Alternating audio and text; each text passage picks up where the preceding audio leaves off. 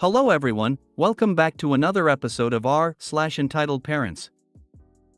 In today's episode, my wife and I had to explain to the neighbor that our dog is part of our family, and no, they can't just have him. Story from Ask Reddit. I got into an accident and she doesn't even care. Entitled Parents ruined Girl Scout troop trip. Before we get started, make sure to subscribe so you will never miss a video. So let's get started. My wife and I had to explain to the neighbor that our dog is part of our family, and no, they can't just have him. Story from Ask Reddit. A little over a year ago, when my neighbor moved into the townhouse next to us, and things seemed great. Their kids were nice, and overall seemed like they were part of a loving, normal home. They were quirky, but nice people who were always willing to help, from installing a screen door to enjoying a beer and a decent conversation about home improvement. One day red flags started popping up. Halloween came up a few months after they moved in, and we could hear all kinds of banging and pounding coming from the side of the house they are attached to. We thought it was just the kids playing and having fun until the father called me crying on the phone about how he was so angry they didn't get invited to a big party at the next house over. The owner of that house has a policy with all the neighbors: if my garage door is open, feel free to stop in and join us, you are always invited. A few weeks later, their kids got the idea that our dog should have sleepovers with them and started asking to walk him sometimes. Which at first we thought was cute, and it was. Until one day, when the kids were asking about having a doggy sleepover once in a while, their mother pulled me away from my wife and said that it was really unfair that we get to have our dog all week long and that they have to build their schedule to see him around our lives and when we were home. I really had no clue what to say, but then she doubled down, insisting that their family should have him on weekends because I work shift work and get to see him all week long as much as I want.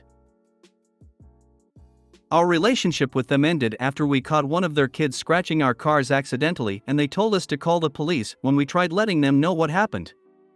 We didn't want money or for it to be fixed, we just wanted their kids to be more careful.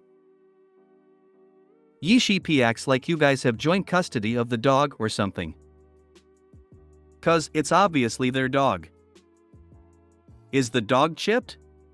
And do you have all the papers about ownership/vet bills/licensing etc. available? Yeah, Doggo has all his information with us, and in our state we have to register him every year with a description and they send a tag to us. His chip is registered to us with the SPCA also. This is why I never talk to my neighbors besides a hello and a faraway wave. Why would a grown man cry about not being invited to a neighbor's party? The whole family sound a bit unstable. I'd move once the lease is up. I cry on the rare occasion when I am invited to a neighbor's party. Is the first red flag story an implication that the father was bashing the walls of his own house because he didn't think he was invited to a party? I got into an accident and she doesn't even care. Hey, so this happened today and I figured I'd share. It's been making me sad. I was on my break at work, went across the street to get McDonald's for lunch. I'm in NYC, a very busy place. In the area I work in, I prefer to use crosswalks at all times and always look both ways before walking because the traffic there is insane. Unfortunately, today, the path to the crosswalk was covered by two trucks, so I had to cross more to the side. It was my turn to cross, so I decided to step out and cross. Before I got the chance to even look to my left, I was immediately struck by someone on an electric bike doing food delivery service. It made me fall hard on my side, really hard. I didn't drop my coffee at least, and I was in extreme shock. This was at 12 p.m., found out I had a concussion while at the ER around 7 p.m. because of an odd sequence of events. I didn't tell my mom until 4, she also thinks it happened at like 2 to 3 p.m. I held it from her because she had an interview for graduate school, and I know how uneasy she can get when I'm injured at the hospital. At least I thought I knew that.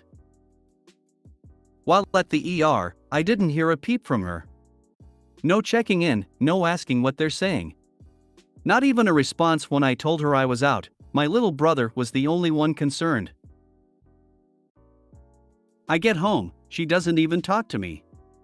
I'm lucky I only got a slight concussion and minor bruising. Didn't even ask if I was okay. I then see the clean laundry thrown on my bed for me to sort. It was a mixture of all of our laundry. She proceeds to tell me about her day, her interview, and what she has to do next for them. She also made sure to insult the school a few times after stating she was shocked that acceptance wasn't guaranteed. Then, the best part came. She told me she was mad at me for waiting to tell her the accident happened. The truth is, aside from not wanting to get her worried before her interview, I was afraid of her being mad at me for getting in an accident in the first place. Hope that fear expresses how awful she is as a mom to make me think that. For the rest of the night, she went on and on about how tired she was and how sore she was. Her ankle snapped in winter 2021, is healed, but I get that it's not a linear process. However, it's strange how her ankle was suddenly hurting her so intensely today. She wouldn't shut up about it. She was even off from work today, which makes it more insane. Side note, I'm sorry if this isn't easy to read through. I know I changed tenses often and didn't have the best grammar. Brain fog is going so hard. Sounds like my sociopathic ex-wife. My daughters haven't spoken to her in 25 years. I hope, for your mental health, you can say the same one day. Take it easy, concussions are no joke. Thank you, I'm glad you were all able to get away from her. I'm so sorry that happened to you. I'm glad it wasn't worse, but a concussion is no joke. Shame on your mom for not being there with you in the hospital. For not caring about you when you arrived home. You couldn't have kept me from the hospital if you were my child. Your mom is wrong on so many levels. Please take care of yourself. Good luck, OP. Thank you, you're absolutely right. You're in an accident and have been taken to ER. If you're a minor, usually below 18 but varies depending on country, then the hospital should have contacted your parent or guardian unless you were non-responsive and they cannot otherwise identify you. If you're an adult, they should have usually asked if you want them to contact someone. Or you get your phone out, providing it's working, and you message a relative with "I've been knocked down and am in ER in hospital X, so far they think I have." Any close relation within range should drop whatever they are doing and come to you. No questions asked. Anyone that goes on doing X will be there in X hours needs to be spoken to. Just showing up to gently let you know that you really shouldn't be on screens for a day or two after a concussion. Your brain needs to rest and heal. Not a doctor, just a mom of some exceptionally accident-prone kids. Haha, you've got a great point. I was also advised the same by the doctors and nurses, thank you. Entitled Parents Ruined Girl Scout Troop Trip. When I was a child, I was in a Girl Scout troop that earned enough from cookies sales every year to take our entire 30-strong troop plus leaders to Hershey Park, a chocolate-themed amusement park in Hershey, Pennsylvania. Most Girl Scout troop only received 5 to 10 cents per box sold to fund our activities, but our troop sold so much that we received 15 cents per box. The trip was always scheduled after school let out, so everyone go, and it was always the Girl Scout weekend, so our tickets were discounted. This EM decided that she couldn't live for 4 days without her husband and son, so they had to come along with us. Her son threw up on my bag, and all she did when we got to the campground was rinse my bag and let it set out overnight. The campground that was booked was fully booked by Girl Scout troops. EM husband and son were the only boys in the campground, and everyone had to only use the girls' restroom and shower, because what if the boys had to use the bathroom? Which I responded to that this was supposed to be a girls' trip and the boys should have showered earlier, and if they had to pee they could hold it because there isn't enough stalls. It's standard that at a Girl Scout event that gender bathroom are no longer relevant, as there are supposed to be no boys at all. Because of the hold up on the bathroom, most of the troop didn't get to bed until 2 a.m. Later that year, she ruined a mall lock-in by bringing her son. She couldn't have an entire bathroom set aside for her baby, but she did have security ask the girls to vacate the bathroom when he had to pee. The scout leader should have shut that shit down at the start. If it bothered her that much, she should have escorted him to the bathroom and not forced others out. I'm assuming there are stalls.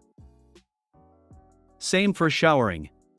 She can freaking hold up a towel while he dries off. Hopefully, when you did leave Scouts, you didn't have to deal with that obnoxious family ever again.